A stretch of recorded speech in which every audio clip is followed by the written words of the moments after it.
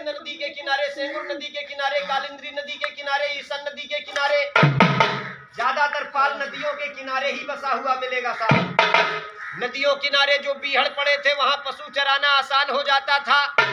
वहां की बड़ी बंजर जमीनों को भुजाओं की ताकत से तोड़कर खेती करने योग्य बनाया। होलकर पाल वंश के बुजुर्गों ने खुद का काम करना, खेती बाड़ी करना शुरू कर दिया। होलकर पाल वंश के बुजुर्गों ने खुद का काम करना, पशुपालन करना शुरू कर दिया। तो भैया कहते हैं माया के हैं 3 नाम, परसी, परसा, परशुराम। अगर किसी रईस आदमी का नाम कल्लू है तो लोग बड़ी इज्जत से उसे कल्याण सिंह कहते हैं, और अगर किसी गरीब आदमी का नाम कल्लू है तो लोग बेइज्जती के साथ उसे कलुआ कहकर बुलाते हैं। जब तक राजपाट चलता रहा अपने वंश के लोग चंद्रवंशी, होलकर, गढ़तोड़, छत्री, ढेंगर और नीखर कहे जाते रहे। लेकिन बाबूजी जब अपना राजपाट समाप्त हो गया तो उस गढ़तोड़, छत्री शब्द को बिगाड़कर लोगों ने गड़रिया कहना शुरू कर दिया। संस्कृत भाषा में भेड़ को गाड़र कहा जाता है।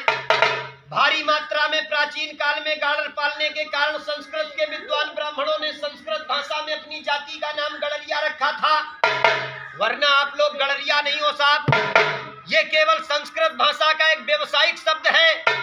शंकरगढ़ की रियासत में शंकर सिंह नाम का राजा हुआ था, जो युद्ध में दुश्मन के ऊपर बाघ की तरह झपटता था, जिस कारण से लोग उसको बाघेला बाघेला कहा करते थे। शंकर सिंह बाघेला के नाम से सबसे पहले अपनी जाति का टाइटल नेम बघेले रखा गया था।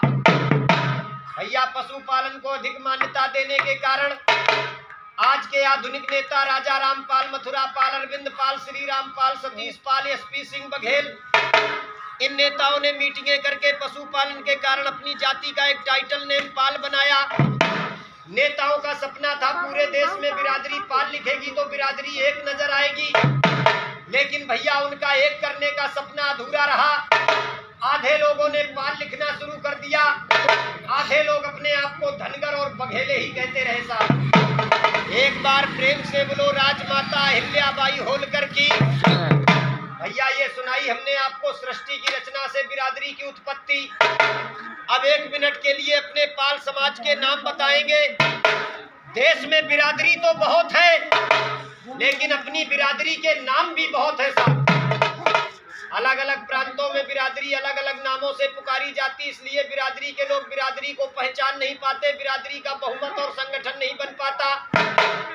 जैसे कि अपने उत्तर प्रदेश में ही अपनी जाति को ढेंगर, नीखर, पाल, बघेले, धनगर, गड़रिया 6 नामों से पुकारा जाता। महाराष्ट्र प्रांत में अपनी जाति को हटकर और खुटेकर कहा जाता है।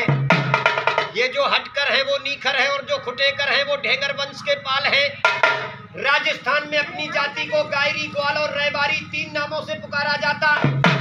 मध्य प्रदेश में चाहे ढेंगर हो चाहे नीखर हो, सभी को बघेले ही कहा जाता है।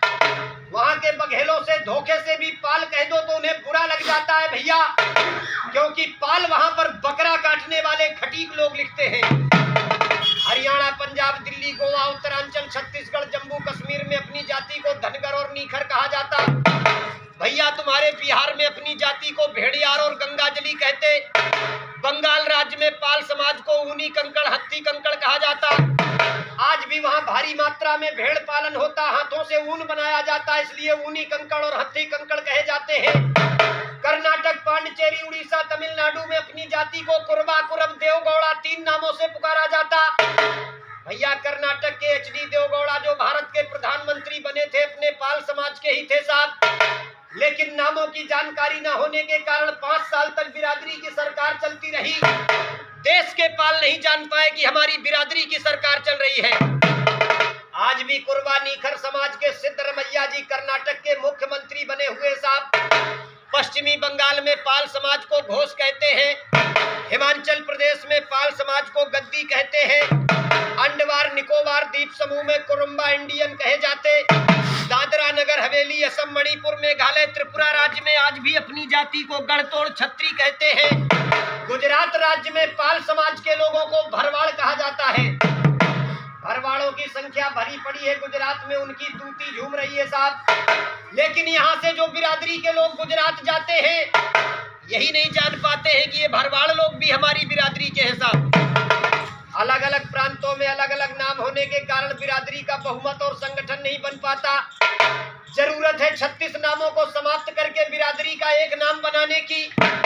इसलिए गांव-गांव अपने पाल भाइयों से हम हाथ जोड़कर प्रार्थना भी करते हैं, चाहे पाल लिखो या बघेले लिखो, जो भी लिखो सब लोग एक ही चीज लिखो। जिस दिन पूरे देश में अपनी जाति का एक ही नाम हो जाएगा। मैं घूमा हूं पाल समाज में, मैंने देखा है कितना है देश में पाल समाज। एक नाम के सहारे पालों की वो संख्या उभर के सामने आएगी। बिना पालों से पूछे बाबूजी कोई सरकार नहीं बन पाएगी। आज भी सरकार बनाने में पाल समाज का बहुत बड़ा योगदान रहता है, लेकिन वकील साहब टुकड़ों में बटे होने के कारण कहीं कोई स्थान नहीं मिलता है। जागो पाल भाइयों, आप लोग भी इस देश के राजा हुआ करते थे। संगठित होकर राज्य में अपना हिस्सा कायम कीजिए। लेकिन पाल समाज में संगठन की बहुत बड़ी कमी है साहब। यादव, घोसी, कमरिया, डढ़ोर, दउआ, ग्वाला कोई भी हो अपने आप को यादव जी कहते। ठाकुर, सेंगर, भदौरिया, चौहान, तोमर, कछवाए कोई भी हो अपने आप को ठाकुर ही कहते। लेकिन पालों के विषय में किसी चरवाहे ने कहावत बनाई थी, 3 गड़रिया तेरा हुक्का, आपस में मची है थुक्कम थुक्का। दरवाजे पर कोई बिरादरी का अपरिचित आदमी आ जाए, खूब कहे कि हम बिरादरी के हैं, लेकिन बीड़ी बाद में पिलाएंगे। पहले ये पूछेंगे, ये बताओ तुम नीखर हो कि ढेंगर हो। कोई अपने आप को नीखर कहता, कोई ढेंगर कहता, कोई पाल कहता, कोई बघेले कहता है। भैया